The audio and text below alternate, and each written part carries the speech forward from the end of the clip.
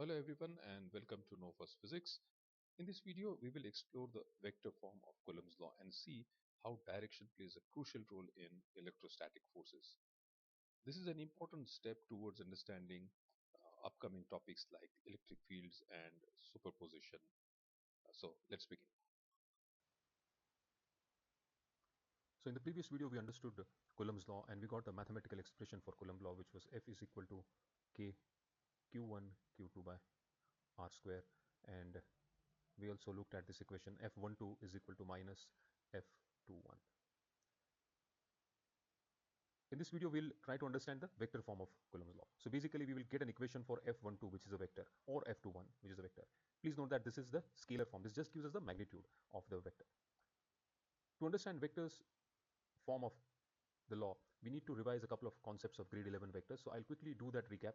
The first thing that we will do is subtraction of vector.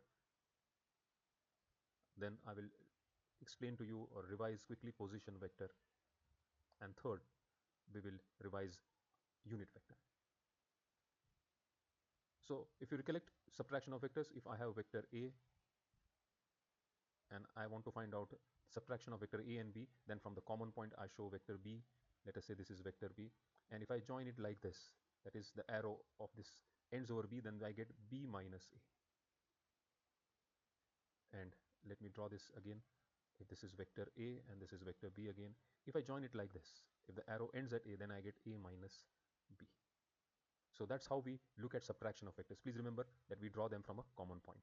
So that is subtraction of vectors.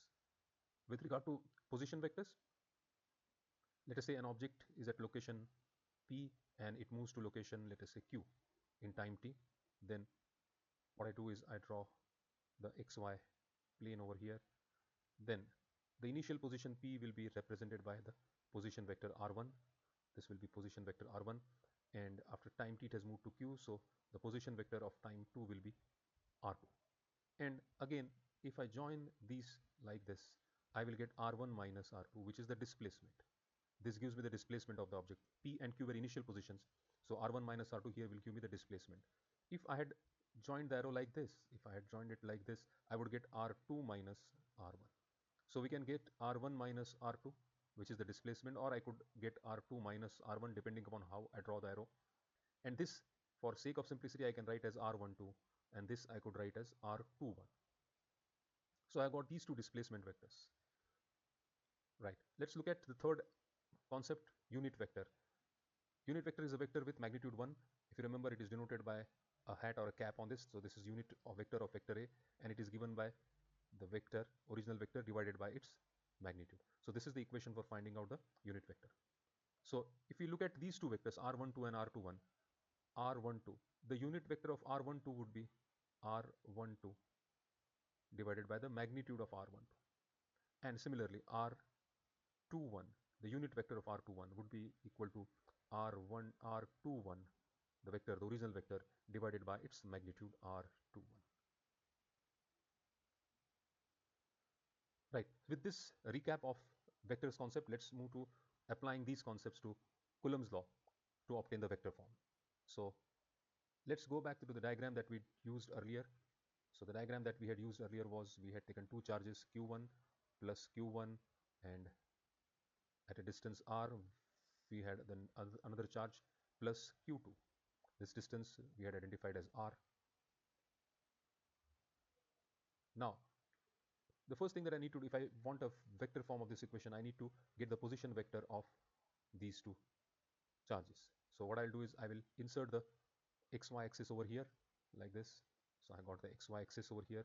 Now I will get the position vector r1 for the first charge. So I'll write it as r1. Then I hope I get it straight. Yeah, I got it nearly straight. This is r2.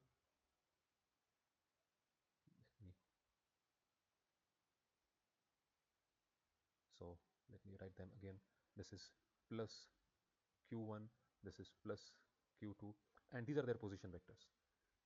Now if I join, as we saw last time, if I join this, I'll get r2 minus r1, r2 minus r1, because I'm ending at it. So this is the displacement of these two charges. That is the distance between them. So the magnitude of r2 minus r1, this vector, will be r. Okay, I can write down R2 minus R1 as R2, 1. Similarly, if I had drawn it in this direction, in this way, with the arrow ending at Q1, then that vector would be R1 minus R2. And I can represent that by R12. Now, what would be the unit vector of R21? Unit vector of R21 would be the vector R21 divided by its magnitude. We know the magnitude is R, so I can directly write over here R. Similarly, R12 unit vector would be R12 divided by R. Right. So we have got an equation for the unit vectors of this, and within a moment you will now understand why we are doing this, why we are getting the unit vectors. Okay, now let us move further and try to get an equation for the vector form. So the equation that we had for the magnitude was F is equal to, I will not write E because we are always talking of electrostatic force over here, so I'll write F in general is K Q1 Q2 by R squared. This is the equation we had obtained. Now this is the electrostatic force. We also know that F1 and F2 both are in magnitude same. So I could write F12 and F21. Both these forces we had seen last time have the same magnitude, Q1 Q2 by R squared. Now on the left hand side we have a vector form of the force, on the right hand side we have only the magnitude. So I need to add over here something which will give me the direction of this force. Now what is the direction of F12 force? We know that direction of F12 force, this is Q1, so force acting on F1 is in this direction, and that direction is the direction of this particular vector, which is R12, which is this vector actually, the R12. So what I can do is I can multiply over here the unit vector of R12. This is vector R12. If I multiply the unit vector of R12, I will get direction over here and I will not be changing the magnitude. So I will write over here R12 unit vector. Please understand this. This gives me the direction of this force without changing the magnitude, because the magnitude of the unit vector is 1. I cannot write over here vector R12. I cannot write here this. I cannot put it in a vector form R12, because if I do that, then I am adding the magnitude of R12, which is R also over here. I am multiplying the magnitude also. That will change the magnitude of this force. Therefore, I should not be writing over here the original vector, but I should be writing the unit vector over here. So I'll put over here the unit vector of R12. Similarly for F21, R21 is the vector in which F21 is acting. So I will multiply this over here. I'll multiply R21, the unit vector of R. So now I have the vector form of these two forces because I have the magnitude and the direction over here. And these two formulas can be written further like this.